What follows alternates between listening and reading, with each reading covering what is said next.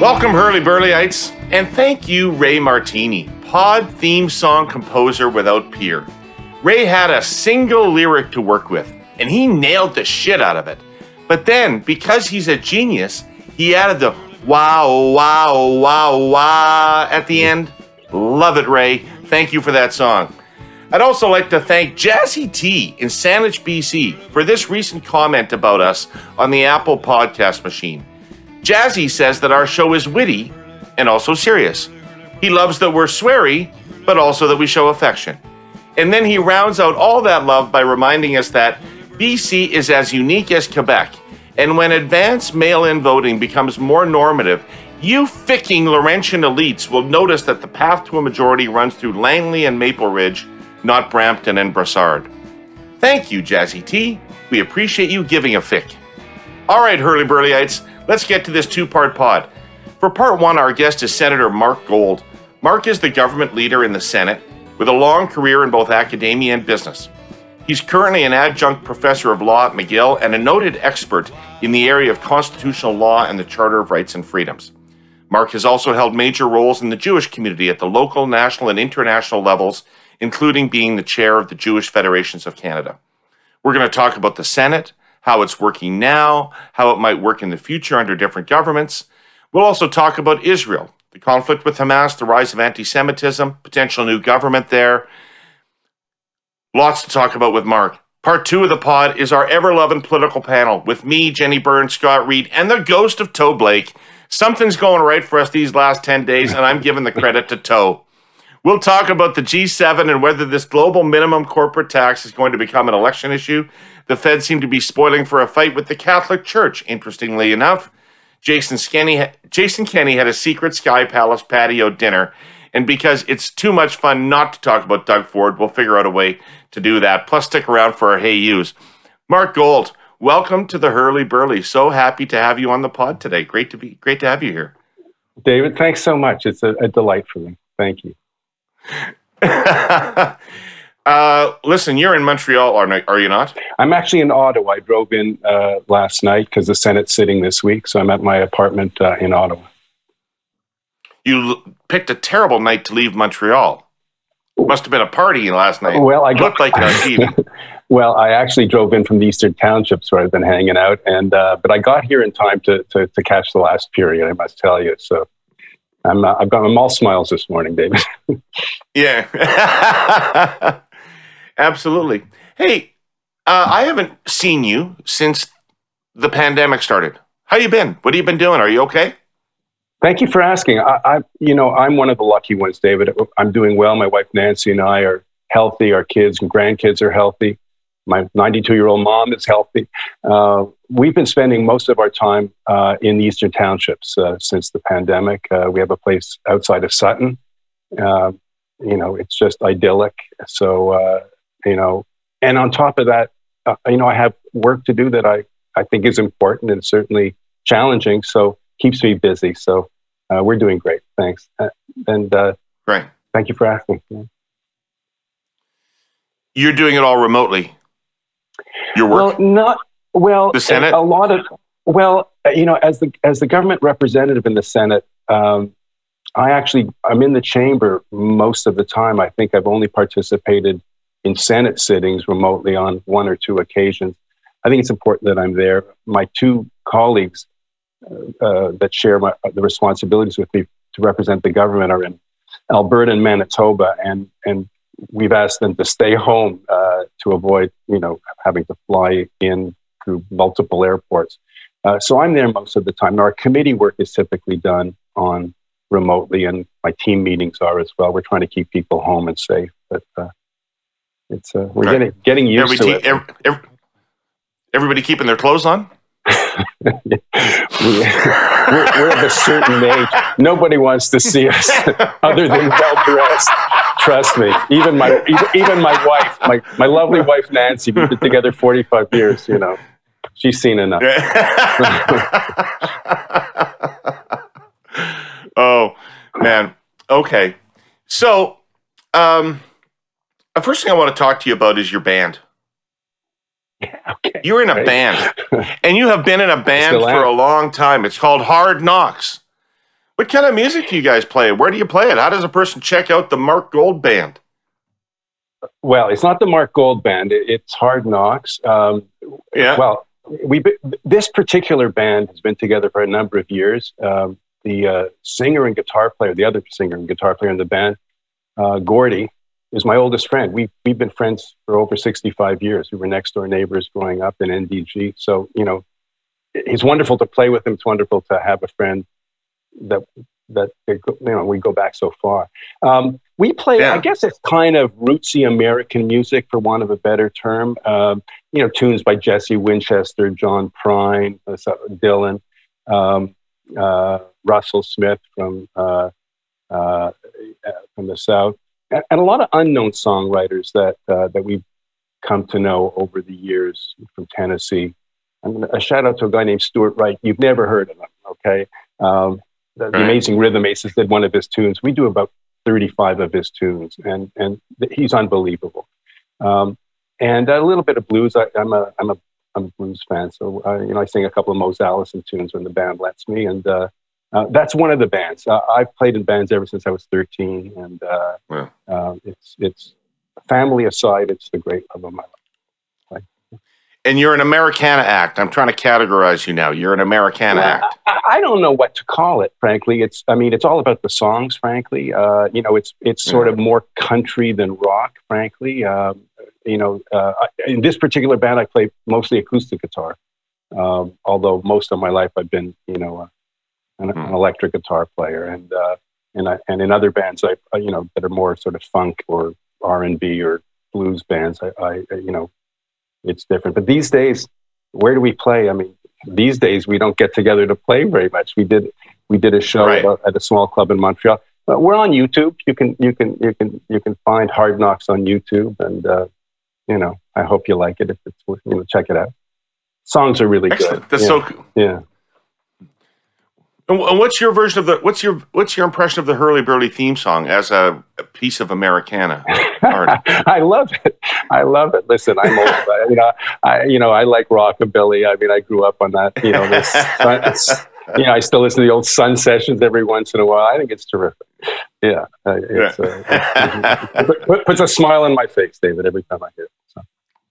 Thank you. So you're a senator. How did you get to be a senator? I know how people used to get to be senators, right? They ran for office a number of times and lost, or they retired from Parliament and they got appointed, or they raised a lot of money for a party and they got appointed. Nobody gets appointed that way anymore. How did you get appointed? Yeah, well, you know, I was intrigued when the Prime Minister announced changes to the way in which the Senate was to be composed, and in particular to be appointed. And it came at a time of my life when I was, you know, looking for a change. I had been in business for a long time. I had left my business. I was doing some mediation, some teaching, things like that. Frankly, I was encouraged to consider running by a good old friend of mine who you may know, John Parizella, who was... sure. John... legend in Quebec liberal circles. Legend in Quebec. Indeed. Well, John and I worked together for many years in a not-for-profit that I'm still involved with, dealing with diversity and the like in schools. And John, a bit of a mentor to me politically, in the sense that, you know, he just exemplified all the best. You know, I mean, he was partisan, but everybody liked him and respected him. He had friends across all sectors, and he encouraged me to think about it. I balked initially in the first round, but then took some more advice. My old friend Erwin Kotler also encouraged me to apply. So that's a long way of saying I applied. There's an application form that you have to fill out. It's very structured. You have to explain why you think you have the competencies to contribute, why you think you could be impartial and nonpartisan, and so on. And I was lucky enough to be accepted, and it's been wonderful. I mean, it's been one of the greatest things that's ever happened to me. And I still sort of pinch myself a little bit when people say, "Oh, Senator." You know, I still look, who are they talking about? You know, but it's a real privilege to do this. Would you have been interested in being part of the old Senate, or was it something about the new Senate that appealed to you? If a prime minister had offered to appoint you to the old Senate, would you have taken that? I don't think so, David. It was certainly not, it was never something that was in that I ever thought about.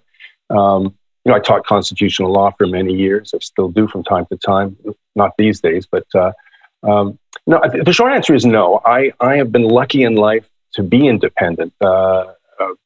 As an academic, as a musician, as an entrepreneur. And the idea of having to toe the party line was something that didn't seem particularly interesting to me. And also, and here, I'm embarrassed to confess this, but, I didn't really pay much attention to the Senate, I think, like most Canadians. I mean, even though I was a constitutional law professor, the Senate was not really on my radar. And so it never really occurred to me to think about it. But I am concerned about the state of politics and political discourse in Canada. I'm troubled by the lack of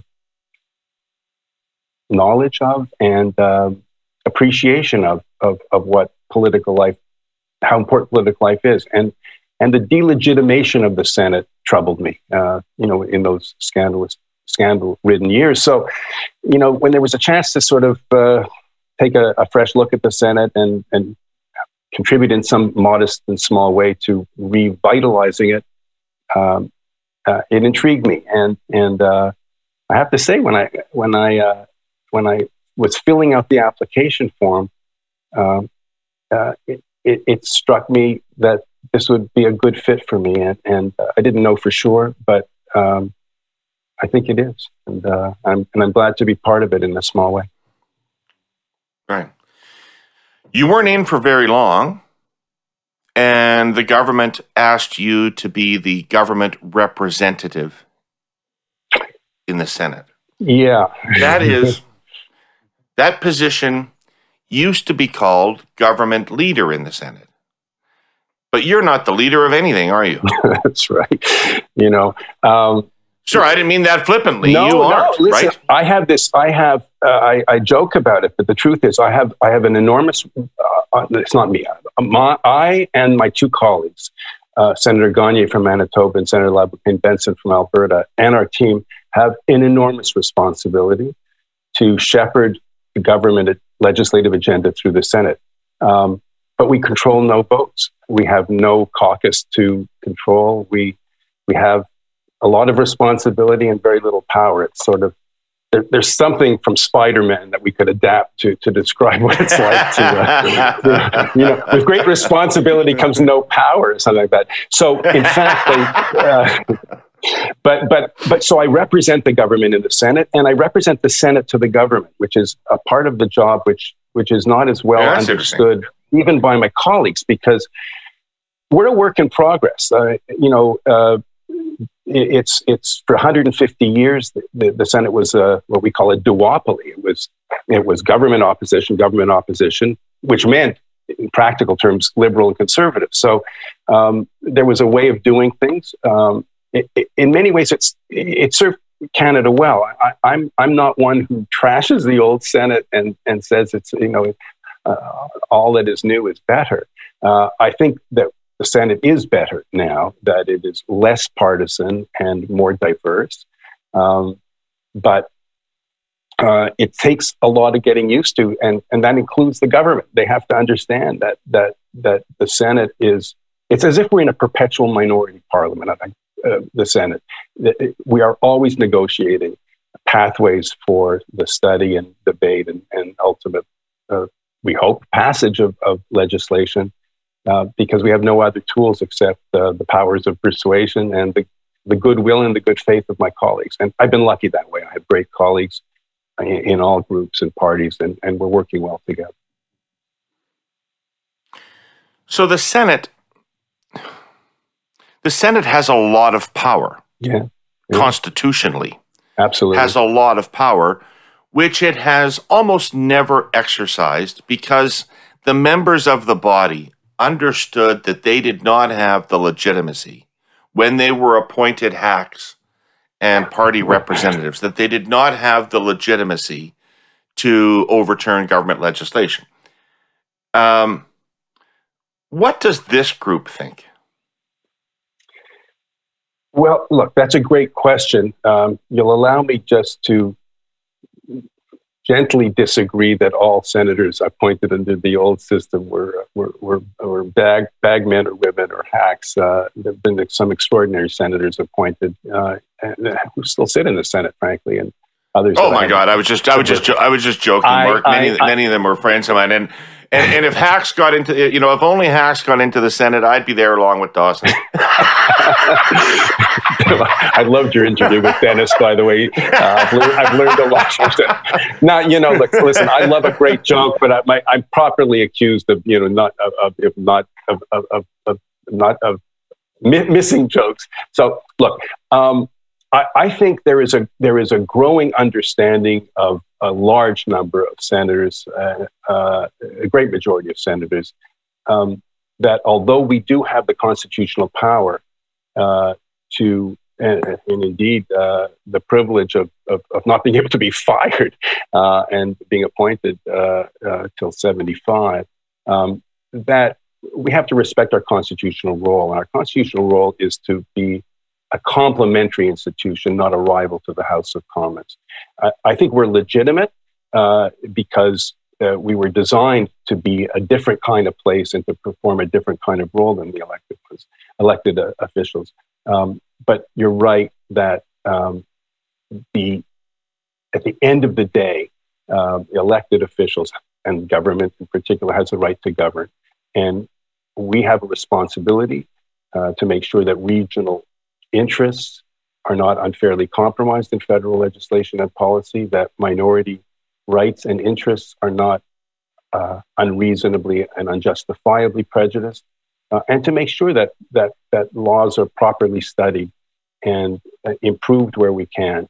But at the end of the day, that's our job, and I think the Senate now, as Senates before, recognize the limits of our role. So in that sense, I think fears that the Senate, the modern Senate, would run recklessly over the wills of the elected officials have not proven true. Quite on the contrary. I'd like to share some words from our presenting sponsor, Telus. Telus stands in solidarity with the Kamloops Squapham, the survivors and intergenerational survivors of residential schools and the families of those 215 children who were found in unmarked graves at the former Kamloops residential school. Telus collectively mourns, grieves for, and remembers these children, the thousands who never returned home, and those who survived. Further, Telus recognizes that they have a collective responsibility to acknowledge our shared history and how it continues to manifest today through the discrimination against First Nations, Métis, and Inuit people. And that as individuals, leaders, and corporations, we must all continue to educate ourselves, acknowledge our biases, and actively support reconciliation. What criteria, then, do senators apply when they are assessing a piece of legislation? And right. I presume that they're not there to be technical draftspeople finding technical errors in legislation. There's other people that can do that. There's to be finding substantive errors in legislation. It feels very subjective to me. And I guess my question is, does it matter to a senator when they're assessing legislation whether they agree with it or not? Is it their job to agree with it or not? Well, that's a really great question. And, I can only speak for myself in a way, because I've asked that question a lot. I've been in this particular role for over a year, but I was a senator and a member of the Independent Senators Group for quite a few years. And I had many opportunities to ask myself this question. I think that senators apply a number of filters when they look at legislation. They ask themselves whether the Constitution is being respected, whether it's the distribution or division of powers or a Charter of Rights. They ask questions like, is this a government bill that was part of an electoral platform or not. They ask whether or not regional interests are being fairly considered and treated, and so on and so forth. We all bring our values, we all bring our points of view to the table. I think to deny that would be ridiculous. Judges do the same. I mean, there's a certain quasi-judicial quality to our political role in the Senate, I think.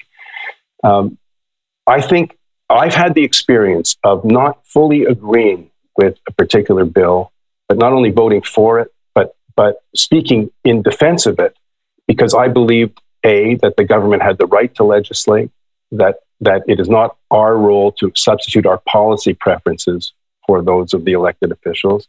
And I was satisfied in this particular case that the Charter of Rights was not unreasonably infringed, which was something that I took very seriously. And I think most senators, judging by the behavior, feel the same way, that we try as best as we can to put aside our personal preferences and do the job that we believe the Constitution demands of us, which is, to use a bit of a hackneyed phrase, to provide sober second thought, considered reflection upon the policy and legislation that's before us. And I think our actions speak louder than any words that I can give. I mean, if you take a look at any number of areas where the Senate has made recommendations and even amended legislation, when the House of Commons comes back and says, "Thank you, we accept Amendment 1, 2, or 3. We don't accept 4 or 5." The Senate has always accepted the will of the elected officials, and I think that's a measure of the respect that we have for our role and the role of the elected official. Sorry, that's a long-winded answer, but no. Do you find the Senate has a lot of impact on legislation? Rick, has there been a lot of amendments? Well, indeed. I mean, now I don't measure our impact exclusively by amendments. Let me start with that. But in fact, both in the previous Parliament and in this one, the Senate has amended legislation far more than any Senate in the past. I can quote facts and figures; they'd bore you to tears. But take, for example, one of the most recent examples, which was the legislation dealing with medical assistance in dying. Controversial, important legislation. The Senate studied it carefully and seriously. We structured our debate thematically so Canadians could understand it, and came up with passed a number of amendments to improve it, including providing a waiting period before certain rules dealing with mental illness as a sole underlying condition would be applied. Because of a lack of consensus on the standards and even indeed medical consensus, the Senate insisted on a parliamentary review to make sure that we kept track of how the law was evolving. The government accepted many, but not all of our amendments, but we improved the law as a result. And there are many other examples, David, where in my opinion, my humble opinion, the Senate took a piece of legislation from the other place, as we call it, and improved it. And in the last Parliament and in this one, the government, to its credit, has listened to the Senate, takes our amendments seriously. They don't always agree, and that's fine. There's a dialogue that goes on between the two chambers. But I can say with some confidence and some satisfaction that increasingly, and I say the government, but it's also the House of Commons, because we're in a minority parliament, and parliamentarians in the House of Commons appreciate the value that the Senate brings to their work, and so I think we're on the right track to serve Canadians. So, what's your relationship like with the government? I mean, do you have a regular strategy session with the PMO and the Prime Minister? Are you part of cabinet discussions? How does this relationship work between the person who is tasked with getting the government's policy program through this body that doesn't owe any allegiance. And you're supposed to represent, as you said, the Senate to the government to the Senate. What's the interaction between you and the government like? What role are you playing? Well, thank you. It's a good relationship. First of all, I have a wonderful staff. And my Chief of Staff, Director of Parliamentary Affairs, the whole team is tremendously able and devoted, and they have very good and regular contacts with and relationships with their counterparts, whether in the PMO, in the Privy Council office, indeed in every minister's office. I am a member of a cabinet committee, the Operations Committee, that meets on a weekly basis. So I attend those meetings. It's chaired by Dominic LeBlanc, and it includes some important ministers. And that gives me an opportunity to understand the government's priorities and for me to talk about the Senate and our expectations and the progress of things in the Senate. That's proving to be very, very helpful, and both to me and my team, of course, but also to the government. And apart from that, I have very good working relationships with Minister Rodriguez, the House Leader, Minister LeBlanc, and others. So I'm feeling well equipped to do my job. I hope the government feels the same way about me. But that's how it's working. As I said, it's a work in progress. We're making it up as we go along. This is one of the few parliaments that are trying something quite like this. But so far, so good. Well, so far, so good, because it's only existed under one government. Yeah. So I'm going to say something you might choose to disagree with, and maybe I'm wrong. But I know that nobody that the government has appointed to the Senate has been a partisan liberal. But I bet they're mostly small L liberals. And if there was an election this summer or early fall and the Conservatives were to win it, how would the relationship work between this Senate and a Conservative government? Well, that's a great question, and I've thought about that as well, because I've lived through some elections as a senator, and how would I be? Look, the first, just on the first point you made, the assumption, I think it's not incorrect to say that most senators are liberal-minded, small L liberal-minded, but not all. There've been a number of senators who are clearly identify much more with small c conservative, and indeed even approaches. But I think you're generally right. Sooner or later there'll be a change of government, and when there is a change of government, that government, let's assume it's the Conservative Party in power, will have to deal with the Senate, where the great majority of senators for a good long time will be those appointed by Trudeau. He's already appointed 50 or so senators. There's 15 vacancies, which one expects he will fill. At that point, it will be a real test for the individual senators and their groups to be true to what we described earlier, which was the important but circumscribed and modest constitutional role of the Senate.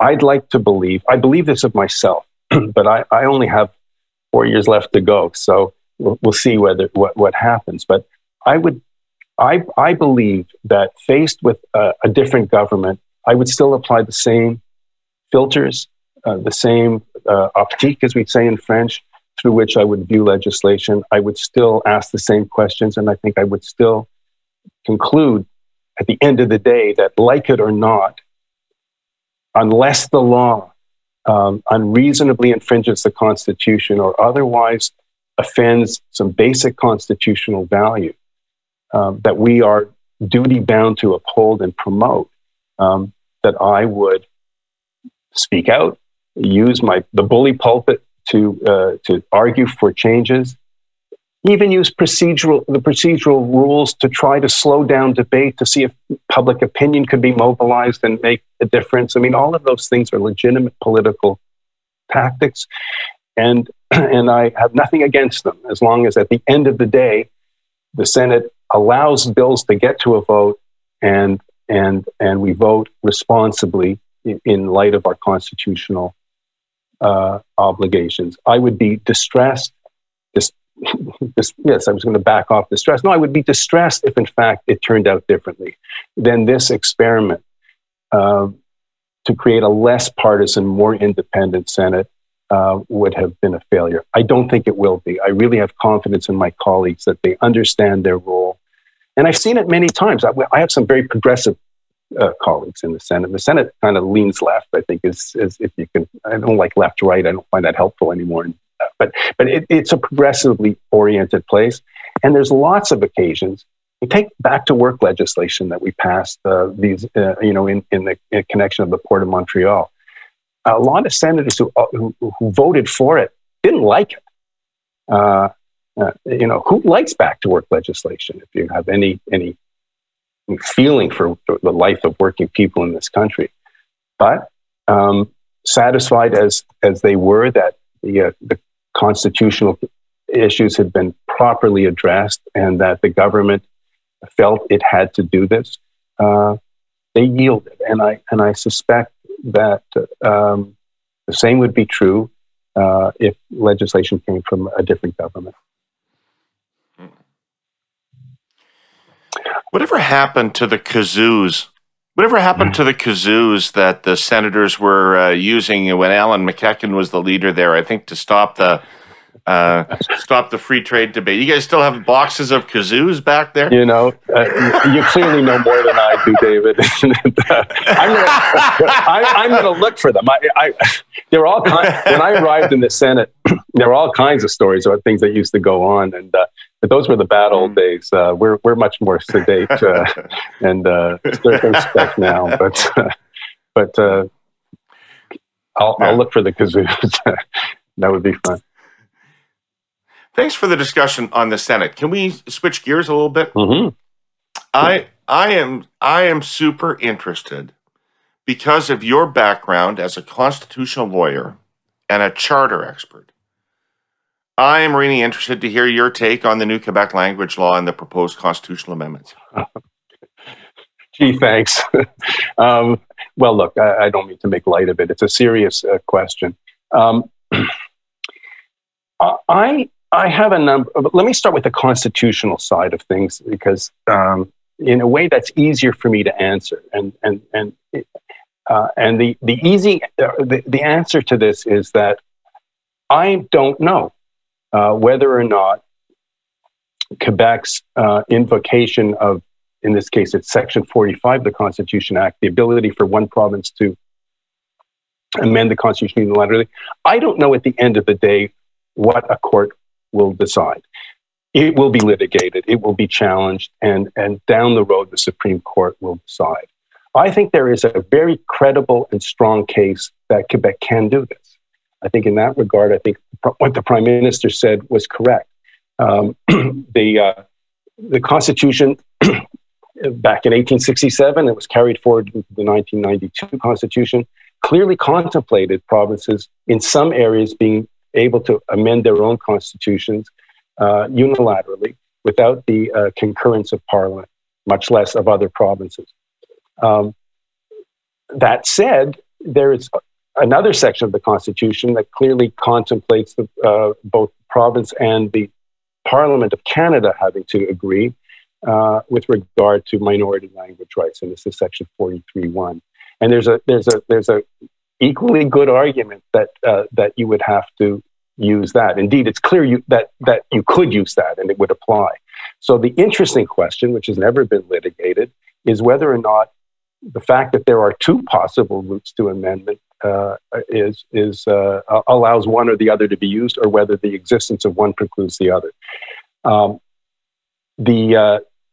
The fact is, however, that I mean, and I think we have to be clear about this, that Quebec isn't asking Parliament's permission, or it's simply doing it, believing it has the right to do it under Section 45, and ultimately the courts will decide. On the content of the legislation, it's challenging for me in some respects, but in two respects. On the one hand, as an English-speaking Quebecer, I feel the anxiety of my community for the restrictions on our rights that many feel have been ongoing for some decades. But I'm a proud Quebecer and a supporter of Bill 101. I think Bill 101.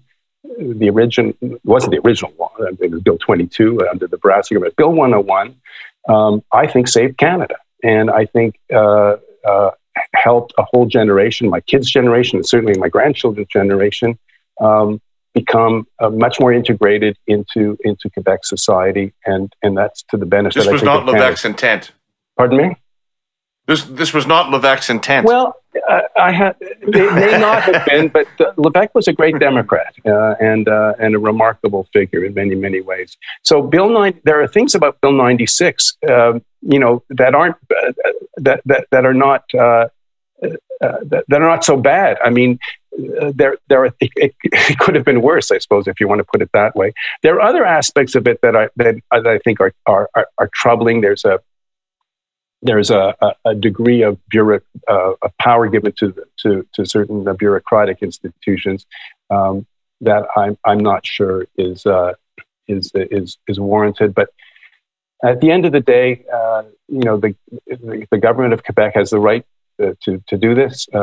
The thing that troubles me the most, frankly, is the invocation, the sort of prophylactic use of the notwithstanding clause to shield it from challenges. It's becoming routine to use it. Yeah, and that's no longer shocking to use that. Well, and that is troubling. I was around before the charter and involved in thinking about the charter, and involved in some very modest ways thinking about the notwithstanding clause back in the day. And it was always understood to be an exceptional measure, whether it was by Premier Reid or the others who were promoting it, Blakeney. That it's becoming routine, I think, is troubling. Our constitutional rights and freedoms, I don't want to fetishize them. I don't want to elevate them to an untouchable level. I think the notwithstanding clause is a legitimate part of our Constitution. I don't like that aspect of Bill 96, I have to say. But that's for us in Quebec as voters and the citizens to deal with, and ultimately the courts will rule. Right. But is this only Quebec's decision to make? I mean, Marc, just help me with this, because I know just enough constitutional law to be dangerous. But I remember Meech Lake, and the country tore itself apart, and the Liberal Party tore itself in half over the Distinct Society Clause, and what that meant to the Charter and the Constitution, and how the interpretation of that over time might skew. And so if distinct society in the preamble was wholly unacceptable, why is Quebec as a nation embedded in the Constitution a non-event? Well, David, it's a fair question. I'm not saying it's a non-event, but I think it's also important to acknowledge that our understanding of the Constitution, our understanding of the role of Quebec, has evolved since Meech Lake. Our understanding of the role of Indigenous peoples in Quebec, in Canada, is evolving. And in that regard, the Supreme Court, in many of its decisions, has taken into account the distinctiveness of Quebec and the specificity of Quebec. It's already part of our constitutional landscape through interpretations by the court. Again, I I studied constitutional law with the great Lawrence Tribe at Harvard. And I don't know if it was an original quip of his, but he says, if you try to live by the crystal ball, you have to be prepared to eat glass a lot of the times. And I have a strong stomach, but I'm really not able to predict the future. I don't know if it'll be a non-issue or not. I think people's fears about it are overblown. I frankly supported meat slave. I think that was a missed opportunity. And I don't believe that this is going to have the kind of dramatic implications that some fear it will have. And look, David, you're from Saskatchewan. I've lived in Vancouver. I've lived in Toronto. I've lived here. I've lived in the States. My mother's from the southern United States. Quebec is distinctive, but so are a lot of other places too. And I think as federalism has evolved in Canada, I think we recognize, and I think it's to the good, that we have to take into account the specificity of regions, the differences between rural and urban. I mean, these are I think there's a maturity that I hope we continue to show with regard to my province's desire to assert its uniqueness, given its place in North America. So we'll cross our fingers. Okay. Last question, and you can tell I'm a little hostile to this piece of legislation, but the last question about this is, it declares that Quebec is the French is the official language of Quebec. I've been involved a little bit in New Brunswick politics over the last number of years, and this is a hugely divisive thing in New Brunswick. They are officially bilingual. That's a very expensive thing for that province to be. It's a little province that has to do so many things effectively in both official languages. It's always controversial in the English community.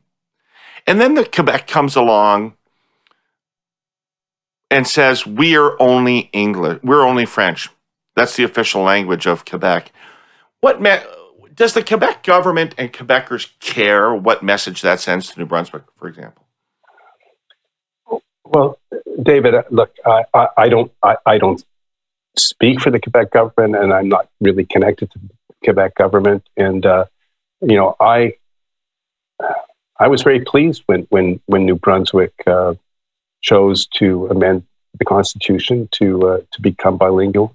I think that was a great thing, especially for the large number of Francophones, Acadians, and others who live in New Brunswick.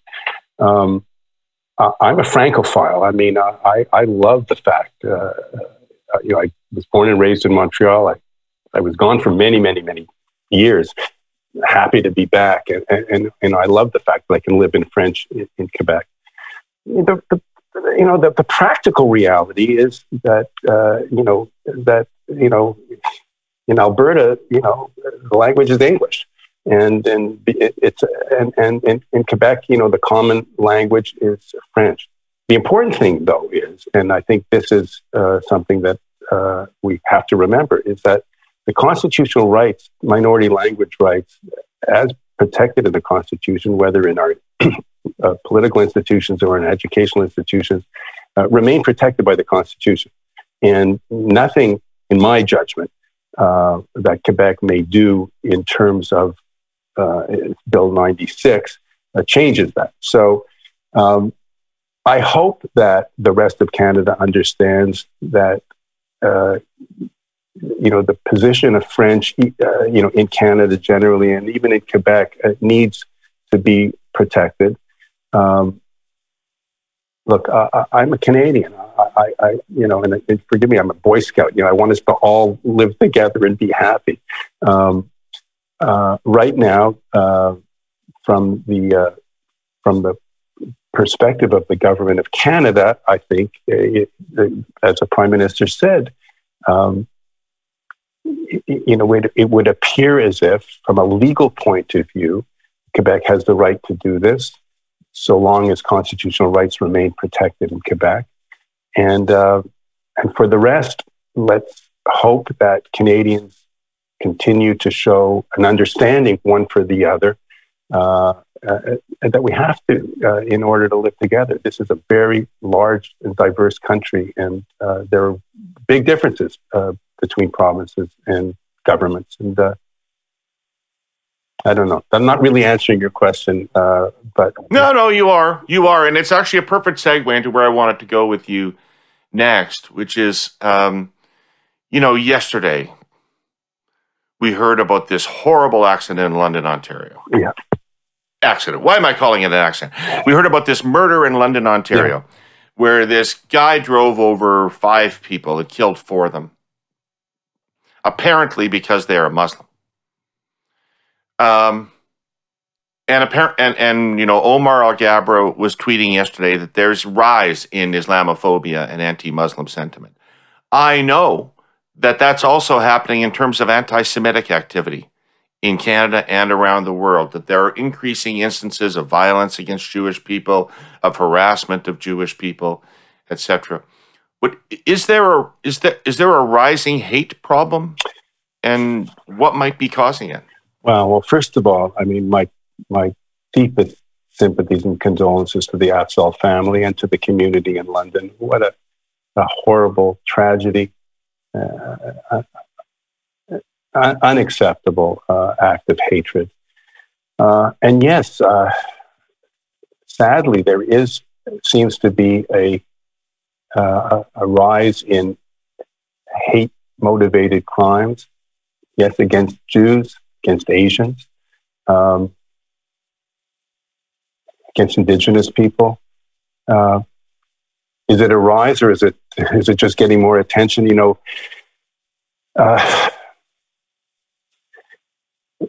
Robert Wistrick, the British scholar, called anti-Semitism the oldest hatred. It predates Christianity, for goodness sakes. So in the past, it was structural and systemic. That is not the case now, at least in Canada and in much of the democratic world. But what is the case, and year after year, the police reports and surveys indicate that hate crimes against Jews sort of top the list, or are at the top of the list. But the rise of hate crimes against Muslims and people of color and Asians is equally troubling. Look, you'd have to be smarter than I am to figure out all the causes of this. Is this people's fears of loss of their own identity because of globalization? Is this fueled by the kind of media eco bubbles that we live in? David, I don't know. But my heart breaks for each and every family, not only that is the subject of it, but for the people, my friends, my family, who live in fear, who are anxious, who ask themselves, maybe I shouldn't put on my religious symbol, whether it's my Star of David or my hijab or whatever it is. We shouldn't have to live that way. Nobody should have to live that way.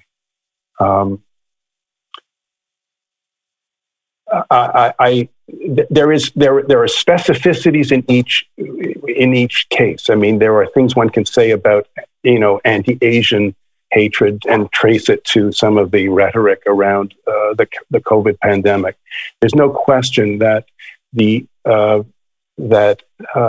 people's attitudes, not always fully informed, but people's attitudes towards Israel spill over into their attitudes towards Jews. We saw this in the streets of Montreal not very long ago, and so on.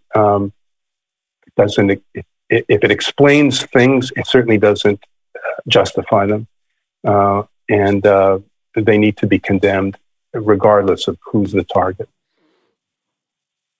Great. Thank you for that thoughtful answer. And I've got one more question for you before we wrap up. This hour has just flown by.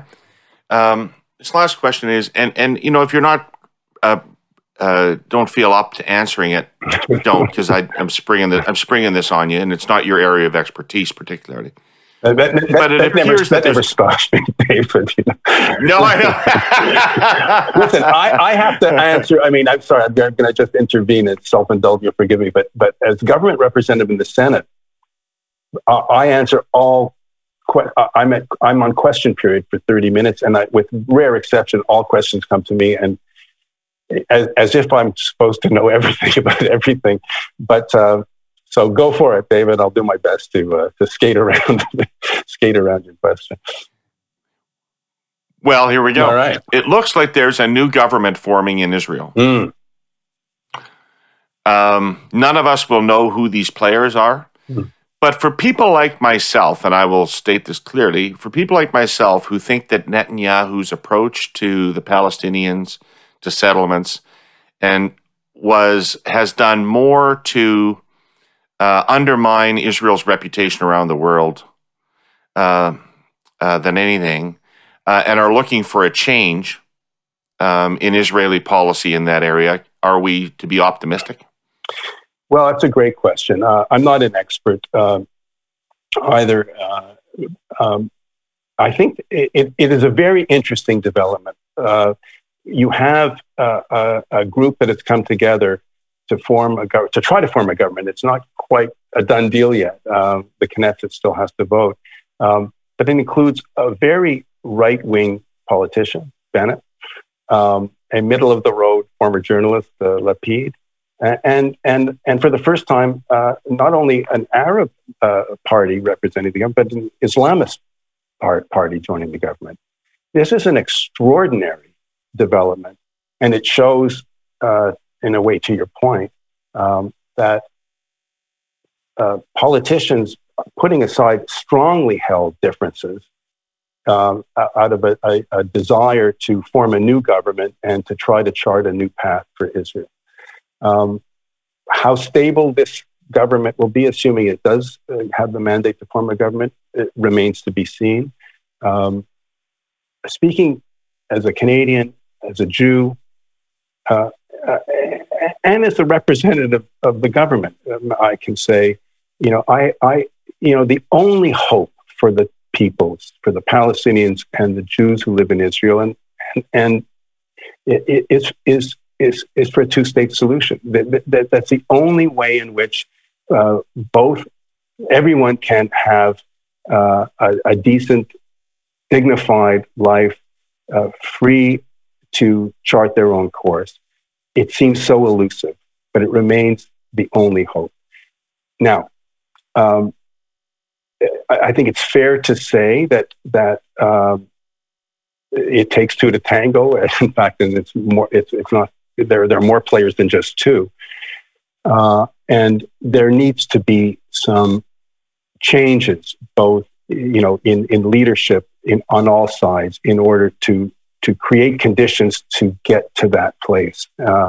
You cannot expect a two-state solution when Hamas is in control not only of Gaza, which it took control over, but it remains powerful as well in the West Bank. Canada and many other countries have properly labeled it a terrorist organization, and their actions and their rhetoric speaks for themselves. But I am encouraged by the willingness in the Israeli side to, as I said, to come together to try to chart a new course. And I hope with all my heart, as I know Israelis and Palestinians hope, that we can develop a new modus vivendi, a way for the two peoples to share the land and live together. That's what mothers and fathers and grandparents, whether they're Druids or Jews or Muslims or Christian Arabs, that's what people want and deserve. Let's hope that this is a step in the right direction, but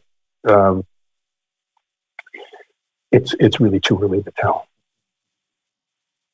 Yes, but it is something different that we can possibly hope for, is what you're saying. So that was an encouraging answer. Well, look, hope springs eternal. I mean, again, you know, if after, look, I'm speaking out of my own tradition, but I think it's be true for so many other people.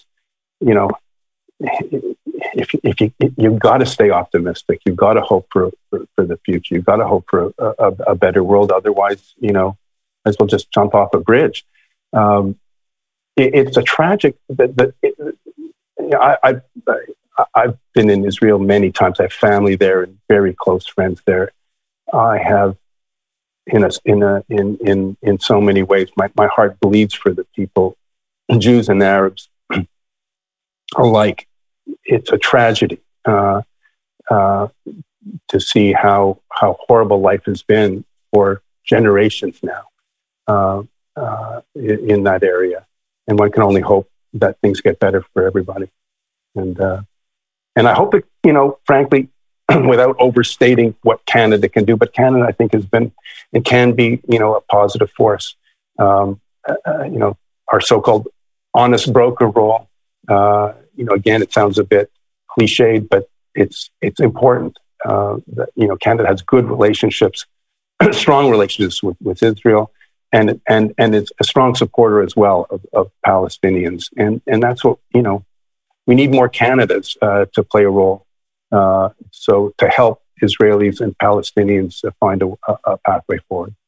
Yeah, I choose to be optimistic, but we have to be realistic at the same time, David. This is not going to happen overnight, and it's not one government on one side of the equation that's going to make the difference. It really does require a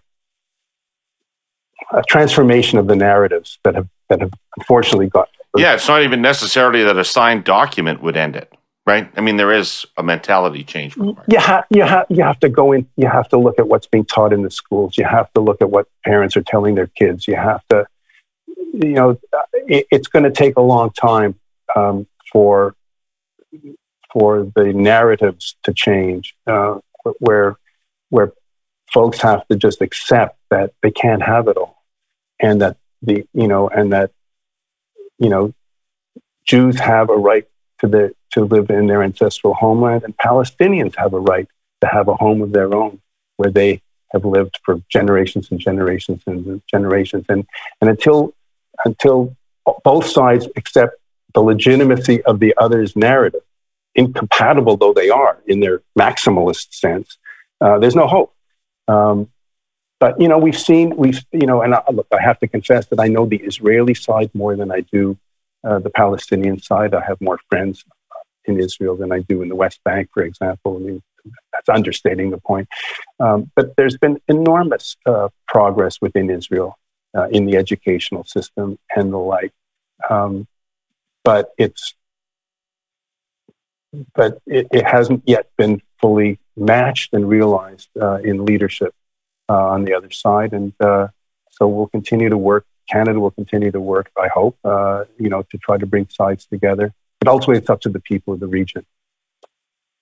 I've gone on too long, but I feel... No, you haven't. You haven't. It's a huge issue, and you could talk about it for a long time. Yeah. That was very thoughtful. Senator Gold, thank you for coming on the Herle Burly. I really appreciate it. You opened up an institution that I don't think many people know much about how it's working right now, and helped elucidate that for us. So thank you very much. And thank you for your public service. Well, that's very kind of you, David. Well, thank you for having me. Your show gives me great pleasure, and I've learned a lot from you and your colleagues. So listen, have a wonderful day. Stay safe. And thanks again for having me. It's been really a delight. Super. I appreciate you. Thank you for agreeing to be on, and thank you for this conversation. It was a lot of fun. And go Habs, go. Go Habs, go. Absolutely. Take care. Take care, man. Bye-bye. By now, everybody knows about the dreadful discovery on the grounds of that former residential school in Kamloops. For some people, it's an uncomfortable subject, which actually means we should be talking about it more. Our sponsor, CN, wants to say clearly and definitively that it acknowledges the reality of systemic racism that Indigenous people in Canada continue to endure, and the legacy of brutal colonialism that birthed those residential schools. We must not avert our eyes from the ugliness of what has been done. So we need to talk. But we also need to do more than talk.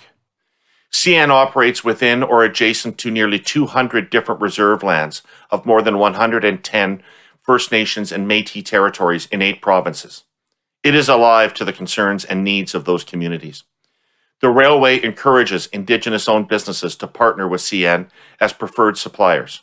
It has steadily increased Indigenous representation in its workforce and is committed to taking further steps over time. And recently, CN announced the creation of an Indigenous Advisory Council, an independent body comprising prominent Indigenous advocates from across the country. The council will provide advice directly to the highest levels of CN. It is co-chaired by Roberta Louise Jameson, a visionary leader from Six Nations territory, and Murray Sinclair, an Indigenous former senator and judge who served as commissioner of the federally appointed Residential Schools Truth and Reconciliation Commission. CN listens closely and respectfully to leaders like Ms. Jameson and Mr. Sinclair. It hopes Canada's governments, at all levels, do the same. All right. It's Tuesday morning. It's got to be Jenni, Byrne, and Scott Reid and the political panel here today. We don't know. Did anything happen in politics this week? I don't even know. No. But something happened in hockey this week. The last time we met, the Canadians had eliminated the Leafs. And by the time we meet again, they've eliminated the Jets. I mean, this is crazy. Kings of the North. Kings of the North. Someone sent me, I'll send it to you guys after the pod. Someone sent me a Carey Price sitting on a ice throne from the Game of Thrones, like holding like a, I don't know, whatever kings hold in the Game of Thrones. And it basically said the King of the North. Awesome. How did this Winnipeg team beat Connor McDavid? Jesus Christ. I mean, obviously, Scheifele must be superhuman. He must absolutely change everything about the Winnipeg Jets because the team that they put out there on the ice never looked like they were in it and never even looked like they wanted to be in it. Like, I don't know how you go through the game. Never led for a minute of a 4-game series. They never led for a minute. And but let's not take like away from the Habs. Game 3 and Game 4, they didn't even try. It didn't look like. But let's not take away from the Habs. They're playing very good hockey. Price is hot.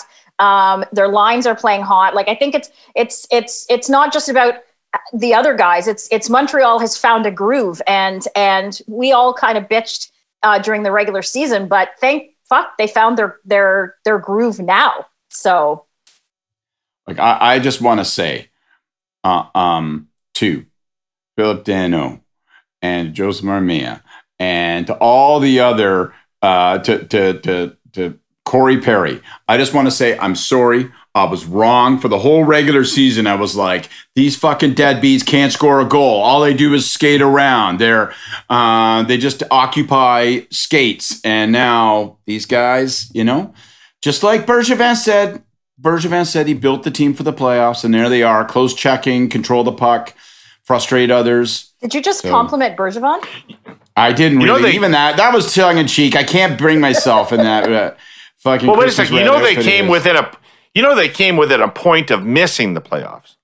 So having a team built for the playoffs doesn't do you very much good if you miss the playoffs, which they almost fucking did. I like now how the announcers are retro. They're retrofitting the decision to not play Caulfield and Kotkaniemi and crediting their performance on sitting them for the first. So they got to sit and absorb the playoffs. They got to observe the playoffs, think about it, kind of chew on it like it's a Philly cheesesteak. And now they can immerse themselves in the experience. They felt it through osmosis. It's like, thank God they started them finally. Yeah, Caulfield was learning a lot watching the Leafs pound the snot out of us in Game 2. Yeah, exactly. I'm just so happy. I assume this ride will end at some point, but I am so happy. And I'm so happy to finally see the Habs being carried by Carey Price. Because, David, you've made this point for 15 years to me, which is that Carey Price is a great goaltender. He won the Vezina and he won all kinds of, but he's never done what Dryden did. He's never done what Waugh did. He never threw the team on its back and carried it deep into the playoffs. And so far, that's what he's done in these first two series. And certainly in this series, he just absolutely lights outed Winnipeg. So I'm thrilled that that's finally happening. Isn't that the case? Isn't it the case? And also being a proud Indigenous leader at this time as well. It's an important thing. And making that count. He doesn't talk, but he does. Yeah. Well, speaking of that, let's move into some politics, I guess. And, so residential schools. I have 20 years ago, roughly, I was advising Herb Gray and the Privy Council office on their negotiations with the churches around residential schools back then. And the Catholic Church was very difficult, recalcitrant organization to deal with back then. They hide behind their corporate structure and imply that the Vatican has no either authority or resources, that all of this is local parishes, etc. And 20 years ago, the government, liberal at the time, would not engage in a fight with the Catholic Church, would not get into a public spat with the Catholic Church because they were afraid of the Catholic vote. Catholic vote was fundamental to the Liberal Party, and the Catholic Church was basically saying, well, if you go ahead, you're going to bankrupt these parishes. And nobody in the government could get their heads around putting a church parish into bankruptcy over the residential schools thing. And then when this Kamloops story emerged a couple of days ago, a couple of weeks ago, the government has taken a much more aggressive tone with the Catholic Church than I remember from 20 years ago, and has been openly calling on the church for an apology out of the Pope, for saying that the Pope's attempt at an apology was not adequate, for demanding the publication of the production of documents related, etc.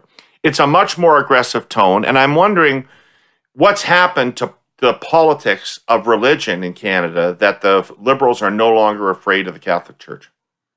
Either of you got a thought about that? Yeah, well, I think kind of voter demographics have shifted so strongly over the last 20 to 25 years that that might have something to do with it. I think it also might just have to do with the Liberals and I'd say all parties just think that this is like an atrocious, horrible thing, that these bodies were found, 215 were found in Kamloops. And I think it seems that it's more and more likely that, unfortunately, that this is probably going to be the case if they actually take what the Truth and Reconciliation Commission said and actually go and check the other large residential school locations. So I think it seems to be a tone and tenor, not even tone and tenor. I don't see anyone that's out there defending the Catholic Church on any kind of where the Pope's apologetic tweet, if you can call it that, was completely tone deaf and obviously written by lawyers. Like, that's one that's gone through like the corporate Vatican structure in terms of communications. But I think that ultimately, I think Canadians are outraged. I haven't talked to anyone that isn't. And I think that this is where Catholics need to go to their priests and the bishops and the cardinals and put pressure on them to put pressure on the Vatican if they still do have the records. Because and they may have the records, they may not. Like, I think I read somewhere this week that the Canadian government, they were destroyed in the 30s and 40s. Which is likely. But if the records are there, then I think the only way that the Vatican is going to acquiesce is if they're getting pressure from their parishioners. I think there's at least three independent big stories wrapped up in the issue that you pose and the question that you pose, David, because I think there is, as Jenni's highlighted, there's a story about the residential schools issue and how it's unfolding right now and the dynamics that it unleashes and the politics that it unleashes and all of that. And that's important, and it's not a story that's completed, and it's not a political issue that's completed, and we'll see what jeopardy it presents for various parties and actors like the Catholic Church. But then secondly, there's a story about the Catholic Church and its role in politics overall. And third, I think, overlapping all that, but independent of it too, is the story of the Liberal Party and how as an institution it evolves and changes. And I think what you're pointing out, David, is that you and I have lived through a change. And I think it really happened. I'll just return to that point. It may be the least interesting point to many people. Certainly it's the least,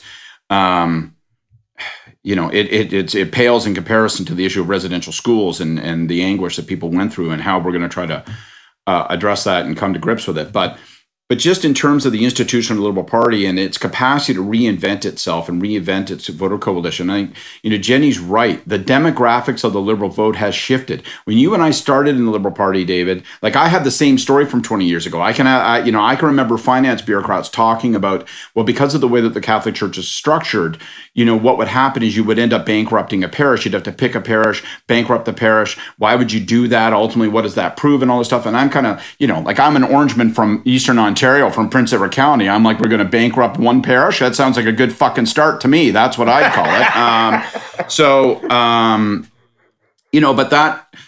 But there was also a fear, and you saw it in the same-sex marriage debate and how issues around choice were handled. There was a fear in the 80s and 90s, and it would have, I assume, preceded all that, about the Liberal Catholic vote and the connection there. And then and people would say to you, in 1984, when we were reduced to our very minimal vote, what was left to us was the Catholic vote. It was the Portuguese in Toronto and around Toronto. It was the folks out in Atlantic Canada that were the strong RCers and places like Cape Breton and so forth. So that was our base, and don't fuck with your base and don't disrespect that base. And I can remember in the same-sex marriage discussion, people saying that to me, those members of Parliament who had lived through that.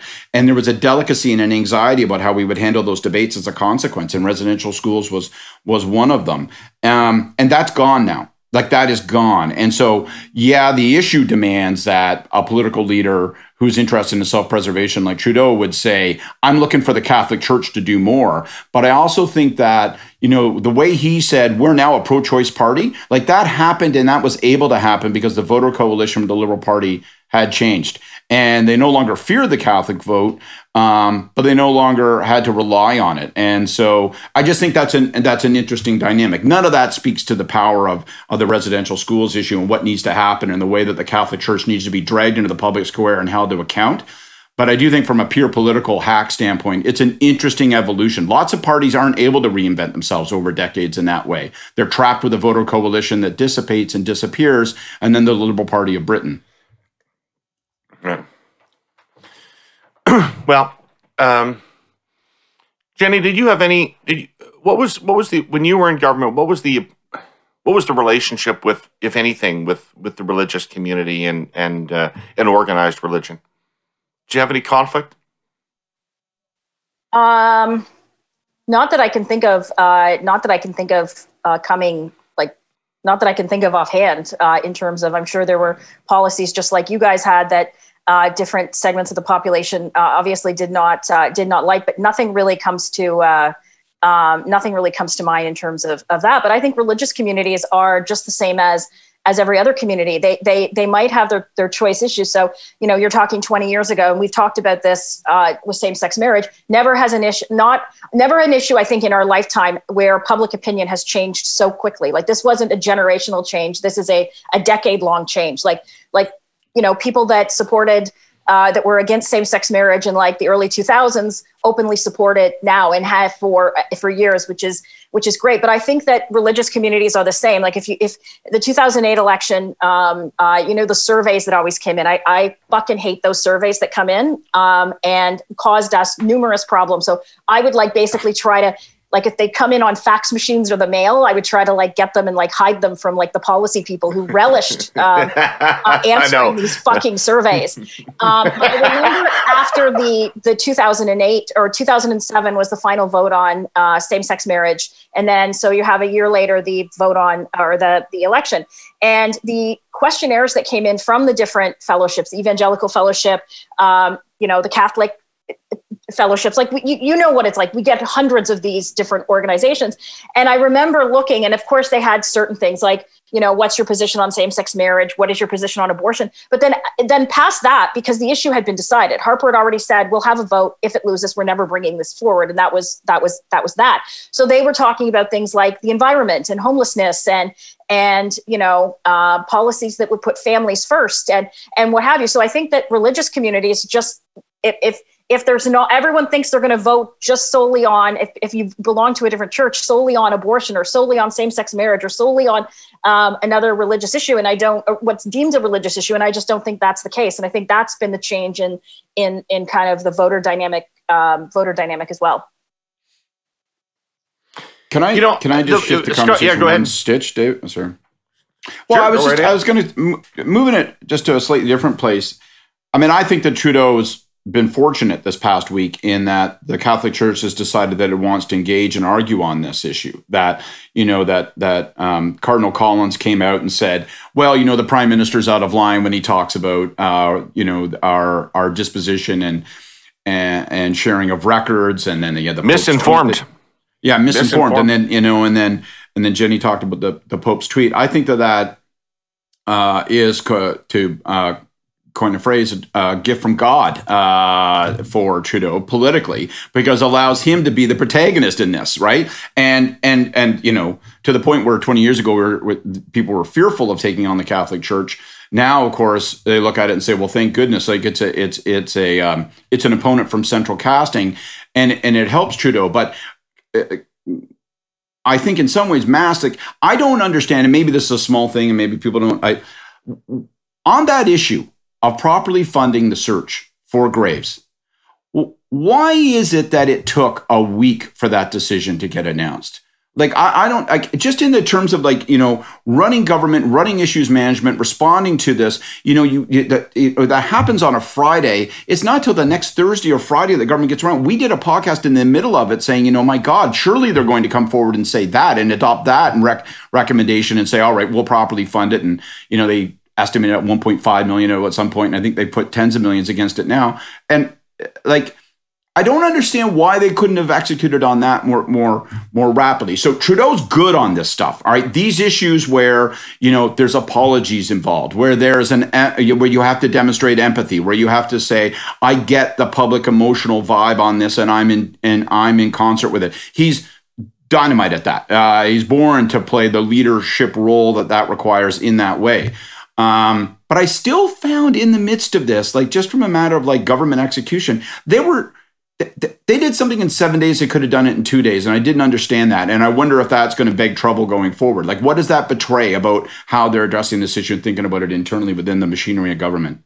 But I'm not even sure it's the issue. We've talked before, and there's been issues where they haven't nearly been as nimble on their feet in terms of issues management as they could have been. Things that come to mind quickly, and you know, hindsight's 2020, but I feel that if I was sitting in that government and all of a sudden the story, you know, you hear about 215 bodies being found, and you know, one of the earliest news reports talked about the recommendation from Sinclair on this, it would have been like, okay, well, we're going out today and announcing that. Like, that's that's the least we can do in terms of this. We'll worry about dealing with the Pope and records and all that kind of stuff. But the least we're going to do is, if this happened in one place, it's probably happened in another. So let's go and try to figure that out. And so that could have been their intent all along, but they haven't been as nimble in terms of the policy side of things. Trudeau can do the emotive side of things, but when it comes to kind of more of the policy side, they're not nimble in terms of that. So the Pope statement, everybody in the world, you don't have to be a communications expert. Everybody in the world knows what an apology sounds like when it's real. It acknowledges what the apology is for. It expresses genuine contrition, and it involves a pledge to do better in the future. And if you have an interaction with a human being and an apology is involved, that's what an apology is. Anything other than that, I'm sorry if you were offended, that's not an apology. I'm sorry for the impression I left, that's not an apology. It's not as bad as you thought it was, that's not an apology. So everybody in the world knows these things. How do these people still put out these statements? Like, what the fuck? Well, like, I think they felt they had to What did he think he was accomplishing with that? Well, I think that there hasn't been a lot of accountability within the Catholic Church for, hundreds of years in terms of different issues, including the abuse of boys that happen around the world. High profile cases in Canada as well. And as I said, it was written by a lawyer. They felt they needed to say something. Some comms person in the Vatican's like, we got to say something. But the lawyers are like, well, we can't apologize because then we're actually going to be responsible for this. And we don't want to be responsible for this because this is going to open up the floodgates of probably a whole host of things around the world. And so I think they were thinking, David, they had to say something.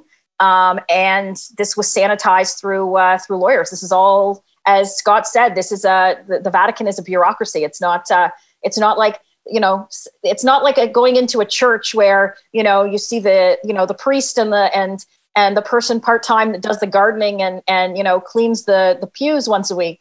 It is a massive corporate entity. And so I think they thought, but I think from a communications point of view, it would have been better to say nothing than what the Pope put out there and said. That's the question. That's the question. Well, I mean, I got a bunch of stuff on this. I actually once wrote a whole column on the subject of political apologies and on how irate lousy apologies make me. So as someone in my personal and professional life who's been forced to say I'm sorry so many ways and so many times with so many circumstances, I've come to, I know how to do it. And and never is the phrase less is more and more important. I think there's a bunch of stuff, and the dynamics are different in the different circumstances. Most of the time, the reason those apologies are qualified and shitty are that the people that are making the apologies are being forced to apologize. And so they want to work in there some sense of context as to why, so people understand why they did that, or they don't want to do the full grovel. Sometimes it's because of legal and precedent considerations. That's for sure, as Jenni points out, what's going on here.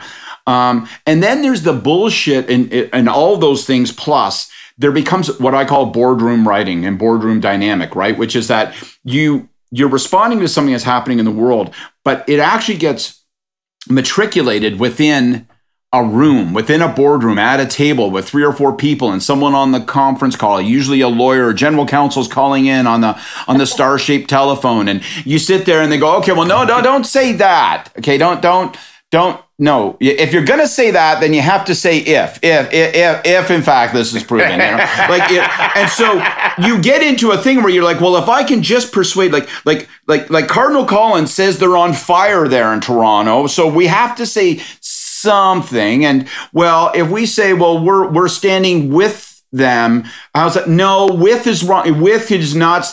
No, we can't do that. But how about closeness? Closeness? Cardinal Collins, are you there? Yes, closeness. You think closeness works, right? No one else walks in with like a tray of coffee and says closeness. Fucking, that's creepy sounding. And closeness is where this whole goddamn problem started. You fucking moron. So But that's what happens. It's that kind of bullshit. I'm joking, but I'm not joking. That's what happens. Scott, I know 100%. I have sat through like hundreds of conversations, various levels of obviously not this level, but various levels of political response and dealing with that. And there's usually one person in the room that's an outlier as to this is stupid. I remember once getting into this major fight and basically saying my piece. I think I might have talked about this. I know I might have told you guys this, and basically go, when this blows up, I'm going to go, fuck you, and point to people. And then I made a grand exit, slammed the door, and forgot my fucking BlackBerry and notebook. So I had to I reopened it. It was a third room at 228. I re-let myself in, grabbed it, and stormed back out.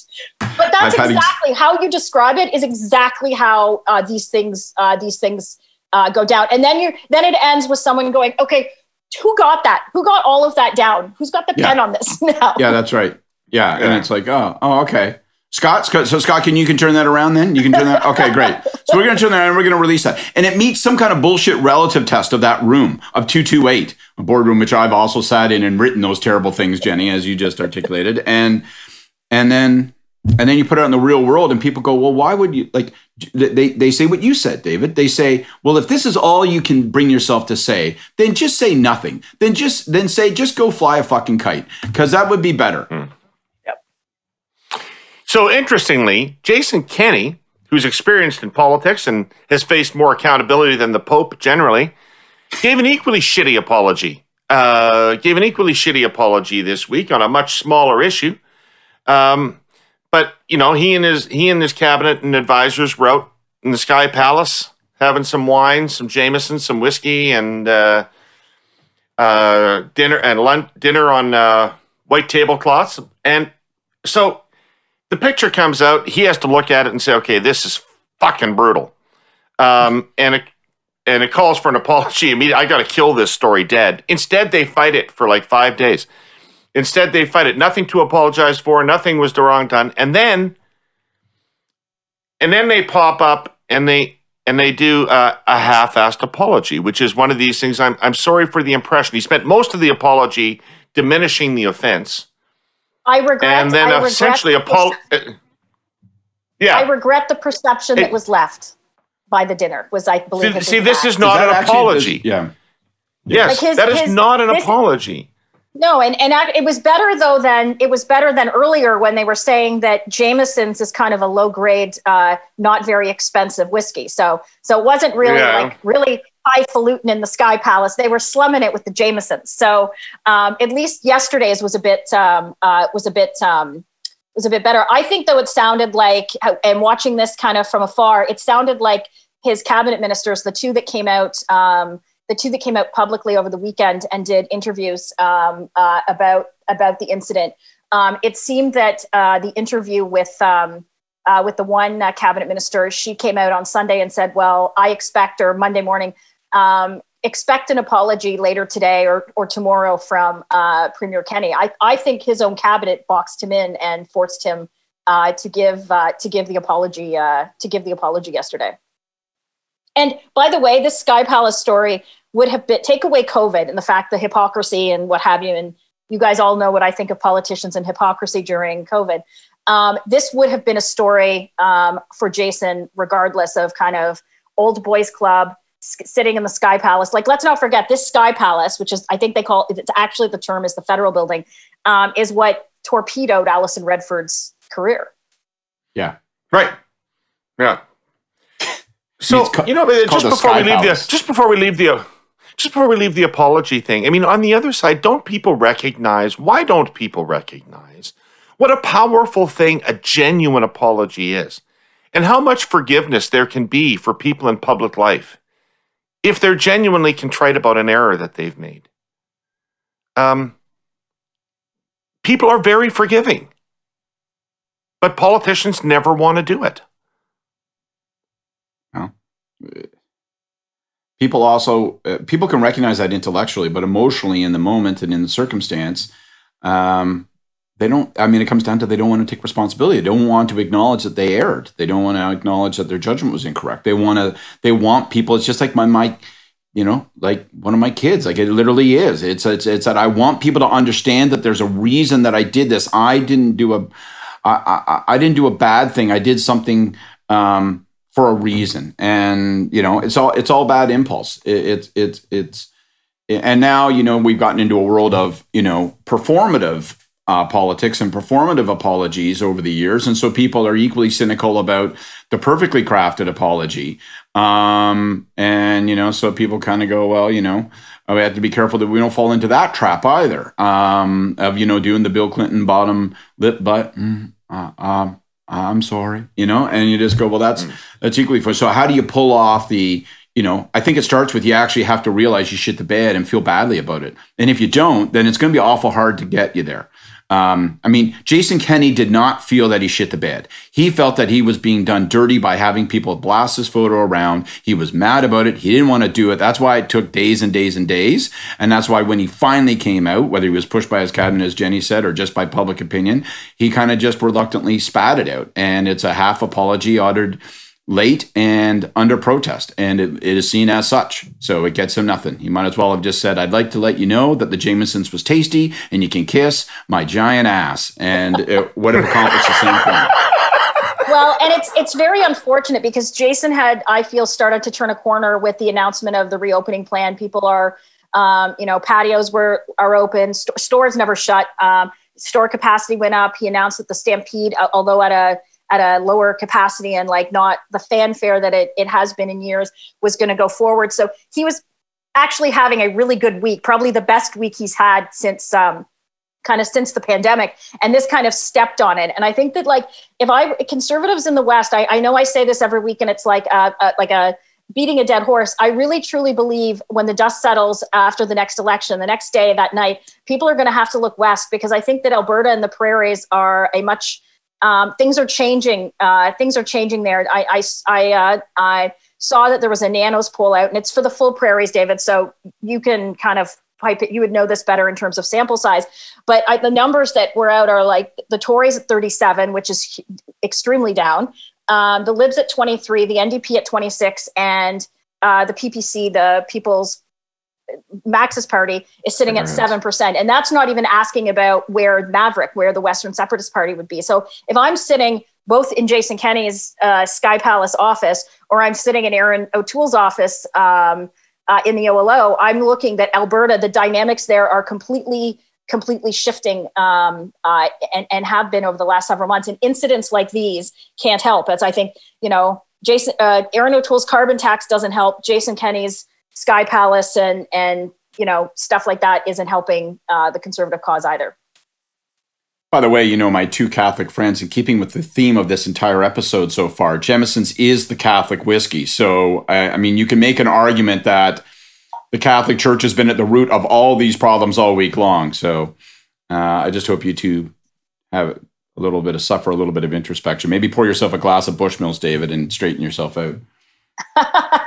Jenni, I was going to ask you to explain a little bit about Alberta to me, because, a few months ago, the dissent, the odd person popping up in the caucus and saying something about Kenney was kind of amusing, but it's getting to a critical mass that is quite serious, it feels to me, in terms of people in his cabinet that are dissenting, people in his caucus that continue to dissent or decide that they want more independence to speak freely.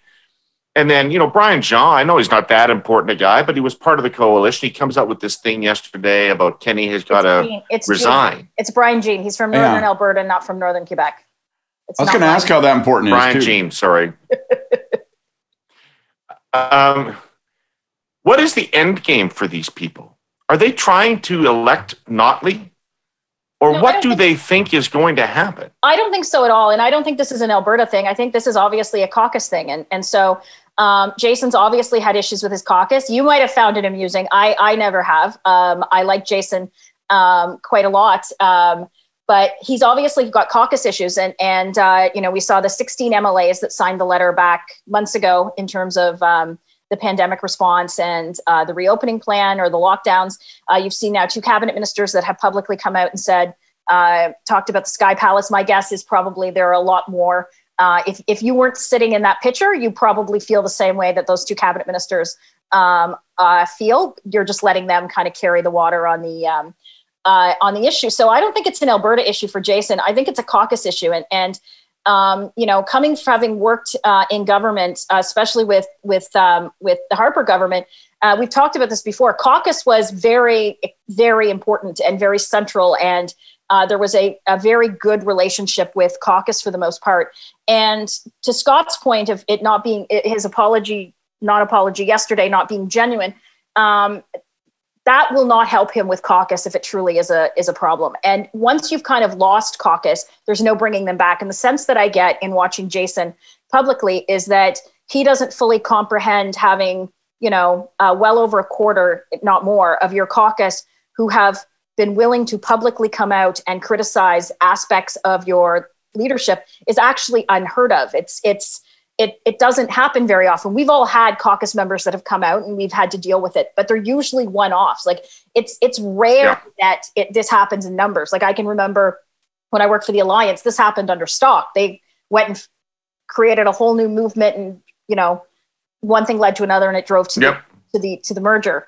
But I think that I don't see Jason's problems getting better unless he actually fixes his relationship with caucus, and I don't get a sense that he understands how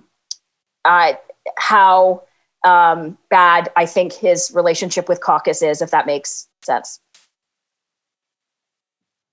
Yeah, no, well, I mean, I just don't know how they think it does anything but weaken him unless they think they can get him out.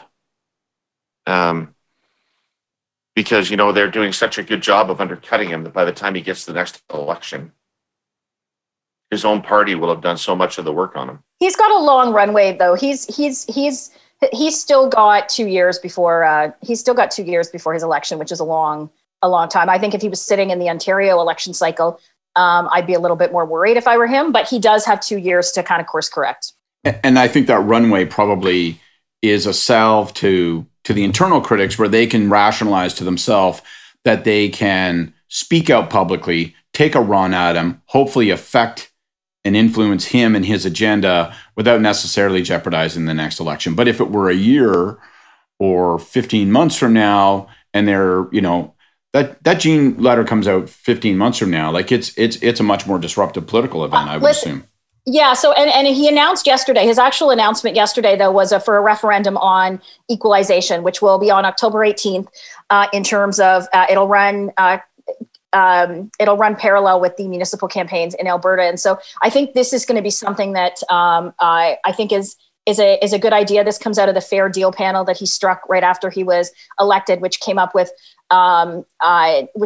different policies for Albertans to engage in, not just equalization, which is fairly easy for people to kind of understand what that is, but also, Alberta having the same tax structure in terms of collecting taxes as Quebec, getting rid of the RCMP and having an Alberta police force as well, because of course they've got their city police, but it's the RCMP in rural jurisdictions. And so I think that this is going to be a 6-month long campaign where it's, Jason talking about issues that Albertans care about, the reason why Maverick is up the way that it is, the reason, the PPC might be up the way that it is. And it's also going to be it's potentially going to be during a federal election. And I think it's safe to say that we've seen Trudeau, his road to the majority is not through Alberta. He'll take what he can get. And so it might be the perfect foil or spoil for Jason to be able to take on Trudeau leading into that campaign. So I think that Jason can absolutely turn it around. But right now he has challenges. I just recall the 1988 election where in the middle of the campaign, Turner lit the campaign on fire over free trade, and the Liberal Party vaulted into the lead, was poised to defeat Mulroney in 88. And the Conservatives, Turner had been attacked. His leadership had been under attack since the day after he won it. And he had been publicly beleaguered and besieged by his own party for 4 years. And when he took the lead in 1988, the Conservatives responded with ads that said to Canadians, Turner's not fighting for your job. He's fighting for his own job. And people understood that. And I just think that there is a danger in what the Conservative movement in Alberta is doing to Kenney if they expect him to be the standard bearer in the next election. Look, well, I know this is a bullshit thing to say because it's so speculative, but two big ifs. If we have a federal election in the next handful of months and O'Toole loses to Trudeau, particularly Trudeau gets a majority, and if Kenney doesn't win the next election, it raises pretty big questions about what the Conservative Party does and how it, because if part of all that is that there's a lot of turmoil about, sort of what is a Conservative Party and how does it navigate. Jason is a big figure in the Conservative movement and has been for 25 years in this country. And if he can lose and get trashed by his own party and his own forces, it raises big questions, I think. I don't have any of the answers, and I know those are big ifs, but it'd be a big freaking deal, I think. Well, and that's why it's lucky for him. He's got 2 years. Aaron, unfortunately, I think based on any of the poll numbers that I've seen in the last kind of couple days, there's been a couple polls released.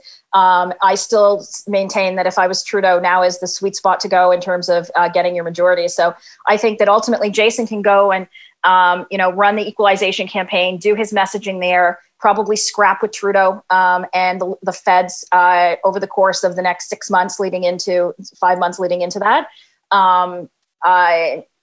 So I think that 2 years out is too, to say that he's is too far out. Aaron is, of course, a different story. So let's leave Aaron. Let's give Aaron a break for this week. Jenni, American cities have 18,000 people in their arenas for hockey games. And Toronto is considering opening up its public water fountains. I thought John, I saw a tweet yesterday. I thought John actually did open up the public water fountains. He did open them up. Rob Benzie from the Star, our buddy, got mad, tweeted about it at 7:00 in the morning, and by the end of the day, it was open. So I'm asking Rob to pursue a number of issues that are meaningful to me, and I'm hoping that similar change will occur. I'm just saying that life's a little behind here.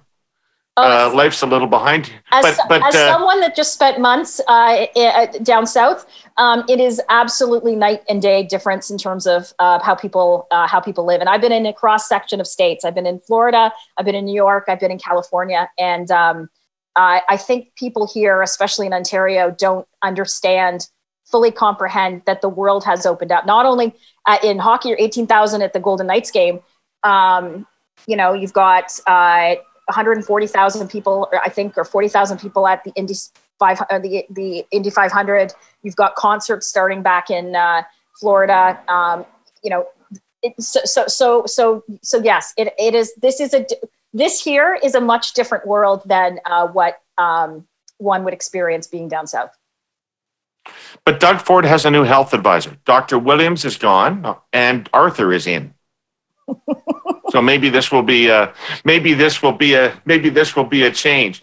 Yeah, where does this guy get these stories? What kind of a fucking story is this about going over to the kid's house and whipping up this graduation? Why was Marcus not out in the backyard? Was he truly a little Poor Marcus, being punished, had to answer the door of the Premier. Possibly he was a butler. Maybe he wasn't a family member. There might have been whole aspects of this story that are strangely incorrect. What does Ford, Scott? What does Ford want us to take from a story like that? When he tells that story, what's his narrative? What's he saying to us about who he is? Okay, I'm going to give you what can be accused of being the most partisan, the most personal, the most pejorative interpretation of it, because that's how I feel. Right? My view, I look at it in the dimmest possible light. And I look at it as a populist premier who must announce something that is unpopular and can't bring himself to do so, or potentially unpopular, controversial anyway. It's not, the schools issue wasn't a win one way or the other. It was got a tough day at the job, kind of tough day at the office for a premier. And he just cannot bring himself, the kind of politician he is, to not sound like he's responding positively to somebody asking for something. So he tells this whole story as a way of absolving himself of responsibility for the difficult decision that people may not like, to say, but there's one person out there, his name is Arthur, he's this big, and he wants a graduation, and by God, I'm with Arthur. And I think that's what it's all about. I think it is this, it's an expression of this populist impulse that I've got to be telling people what they want to hear. And so he invents, I don't know if I assume that there must be some Arthur, there must be a house. He couldn't have just lied through his whole teeth about it. So but he manufactures this circumstance and tells us this story in order to present himself as the premier that's doing something. But again, he sees himself constantly as someone that's operating independent of government. He doesn't tell his cabinet, this is what we have to do in terms of the closings.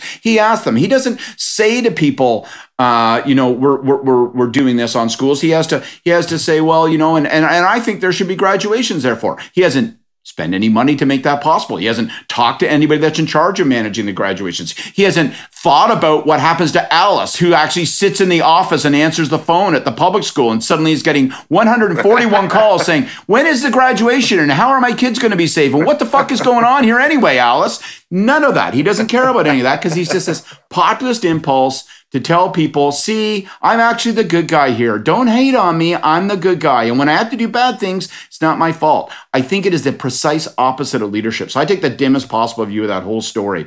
I think it's just an avowal of failure, as Brian Mulroney would say. There we go. Let's leave it there. Hey, Jenni, you got a hey you? Yes, my hey you is to the federal government. I think it is time that we're hearing more and more that the Americans are going to open up the border on June 22nd. There's more and more reports that the Canadian government is looking at allowing people to come in to Canada and not have to be subject to the 14-day quarantine if they're fully vaccinated. They got their final dose 2 weeks prior onwards. There's different variations to no quarantine, to you get a test when you land, and as soon as you get the results, you can leave. As a fully vaccinated person and have been for over a month, I would much have preferred this. So this isn't a hey you that's in my self-interest. It's a hey you, and I think in the interest of the country opening up, for our tourism sector, for people being reunited with family, for being able to come up, and also just the cross-border traffic with our largest trading partner. So my hey you is, come on guys, hurry it up. Thank you. There you go. Scott? I don't even know who to direct my hey you to. I think it's to all of us, I guess. I don't know. Certainly to government, particularly to media, to major media platforms, to public intellectuals, to public non-intellectuals, to public anti-intellectuals, to everybody that has a voice in this discussion. I just think we're going to have an intelligent, nuanced debate that can produce some sort of action and some sort of improvement around the way that we talk online and we talk together about things. For 25 years, more or less, for a bunch of reasons, we've been villainizing Muslims. Some people do it online to make money and to be angry. And if there isn't a direct line, there's a dotted line between that history and all those geopolitics and the media platforms that refuse to silence assholes and liars and fake news purveyors. There's at least a dotted line between them and that family being struck down by that car yesterday in London, Ontario. And it's a tragedy beyond measure. And they were targeted simply because of who they were. And I just think, these are really difficult issues to figure out. Like, what are the limits in terms of what we will permit to be posted and what we won't, and who gets to make those judgments? They're viciously difficult issues. But they then become partisanized and politicized, and you can't get anywhere on it. And I think we just got to get somewhere on it because we're reminded by yesterday that there are really brutal, lethal, fatal consequences. Right. All right. Yeah, that's for sure. That's very sobering. I probably should just end it there, but I'll just add a pile on a little bit. My hey you is to the Pope. I don't expect him to hear it. Maybe Mark Carney can pass it along for me. He knows the Pope. I've never met the Pope, but my hey you is to the Pope, and the response to, you've shown yourself to be a better moral leader than some of your predecessors. You've given people reason to hope that there's humanity at the heart of the church, that there's compassion at the heart of the church. And the response to the residential schools was so deeply disappointing, because if you don't understand the importance of contrition and apology and atonement as a precondition to forgiveness, then the whole moral underpinning of the church is collapsed. So this is a key character test for Catholics, for the Catholic Church, and for you. Try better to pass it. All right. Thank you guys this week. It was great. Good to see you. I feel like we're getting closer to seeing each other in person. I can see an in-person pod developing. We will patio together. Hey. Yeah. Pod and patio. Oh, that sounds like a God bless the Montreal Canadiens. God bless the Montreal Canadiens over the course of the next week. And thank you, everybody, for listening. Thank you to the Air Quotes media team. Thank you to our presenting sponsor, Telus, and our sponsor, CN Rail. And thank you to Ray Martini for the theme song. We got a shout out Ray gets a shout out at the beginning and a shout out at the end. And we will see you all next week for more hysterical, insightful Herle Burlyisms. See you then.